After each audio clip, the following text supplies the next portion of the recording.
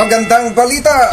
Nagdesisyon na ang California State Athletic Commission matapos ang meeting ngayong araw, June 2 sa Amerika hinggil sa kontrobersyal na laban sa pagitan ni Charlie Suarez ng Pilipinas at ni Emmanuel Navarrete ng Mexico.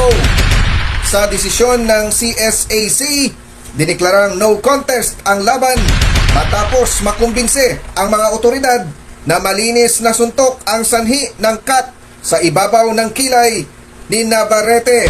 Ibig sabihin nito ay napapanatiling malinis ni Suarez ang kanyang kartada at napanatili naman ni Navarrete ang kanyang titulo na WBO Junior Lightweight title.